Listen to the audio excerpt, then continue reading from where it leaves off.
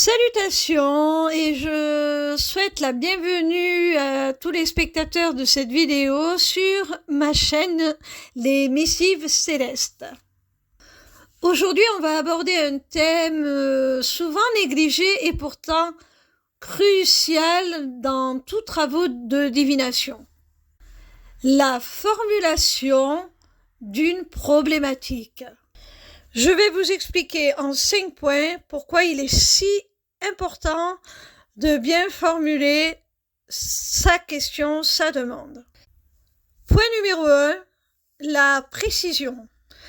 Plus vous apporterez de précision à votre question, comme une échéance temporelle, dans les jours qui suivent, dans le mois qui suit, dans l'année en cours, comme le secteur de votre vie concerné, le travail, la vie sentimentale, ou encore comme des précisions sur l'identité des personnes concernées, qui auront un rôle à jouer dans cette problématique, dans la solution à y apporter.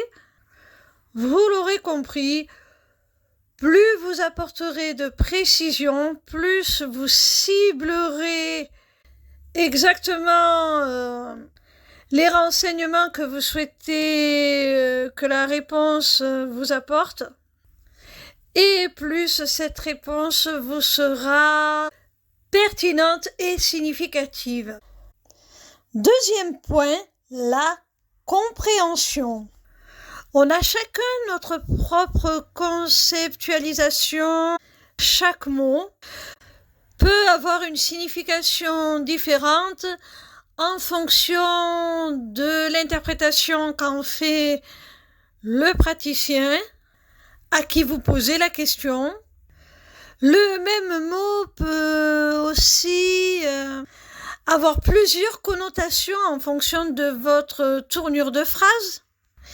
Il faut donc que votre problématique, votre question soit posée de façon claire, limpide, avec les bons mots, ceux qui collent le mieux à la retranscription de votre situation au travers de votre question.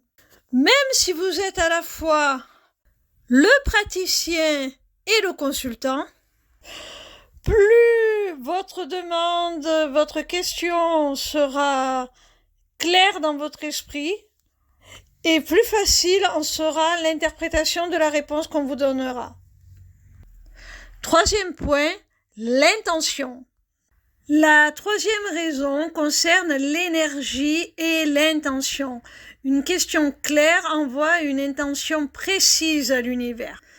Par exemple, ce dernier a beaucoup de mal avec la négation. Au lieu de demander « pourquoi je ne trouve pas de travail ?», posez plutôt la question « vais-je retrouver du travail ?» La négation est un exemple, mais à travers certaines tournures de phrases, à travers certaines formulations, vous pouvez émettre des signaux contradictoires qui peuvent parasiter la réelle intention derrière votre question. Quatrième point, l'objectivité. Un autre aspect crucial est l'élimination des biais personnels. En formulant soigneusement votre question, vous minimisez l'influence de vos propres attentes et préjugés. Une question neutre et ouverte favorise des réponses objectives et impartiales. Cinquième point, l'introspection. Enfin, la dernière raison vous concerne directement. Bien formuler votre question ouvre la voie à une exploration plus profonde de vous-même. Vous vous penchez ainsi sur vos véritables motivations, sur vos aspirations et sur les défis que vous avez à relever pour les concrétiser.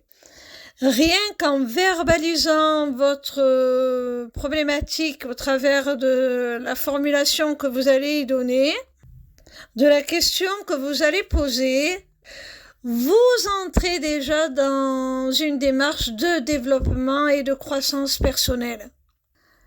Cela vous permet de conscientiser vos souhaits, les obstacles pour y accéder, et la réponse qu'on vous apportera vous permettra de trouver les solutions pour surmonter ces obstacles. Conclusion, voilà les 5 raisons qui démontrent pourquoi bien formuler sa problématique, sa question, est incontournable lors d'un travail de divination. En résumé, clarifiez votre demande, éliminez les malentendus, envoyez une intention claire, réduisez les biais personnels et explorez-vous profondément. Prenez le temps de réfléchir avant vos séances divinatoires. Gardez toujours en tête aussi la notion de respect. En effectuant ce travail, vous saurez déjà, avant de poser votre question, si elle est véritablement pertinente, si vous n'en avez déjà pas la réponse.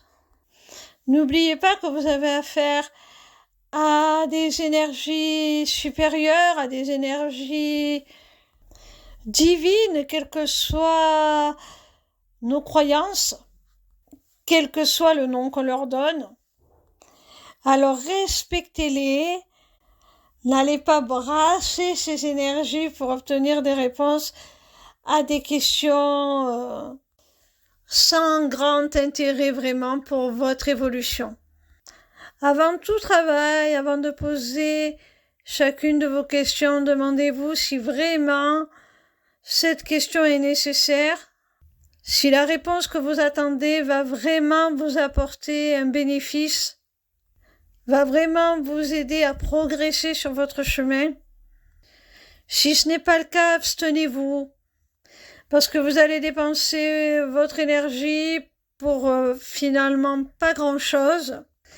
Parfois, il suffit juste aussi de laisser faire le temps pour obtenir les réponses, tout simplement. En effectuant ce travail de formulation de votre problématique, lâchez prise pour accepter, accueillir la réponse que l'on va vous donner, qu'elle soit positive ou négative. De toute façon, même les réponses négatives, ou tout du moins qui ne correspondent pas à celles que l'on espérait, n'ont rien de réellement négatif en soi. C'est juste que vous deviez vivre cette expérience pour en retirer des enseignements. Certaines leçons sont plus faciles à digérer que d'autres. Mais si vous avez la chance qu'on vous prévienne, c'est soit pour vous permettre de rectifier votre comportement afin que ce que vous craignez n'arrive pas, soit pour vous permettre d'anticiper et de trouver les ressources pour vous relever si c'est inéluctable. Il n'y a jamais rien de vraiment négatif. Si vous êtes prêt à poser une question, si vous l'avez réfléchi, travaillé, alors vous devez être prêt à en recevoir la réponse, à l'accueillir, à l'accepter tout simplement.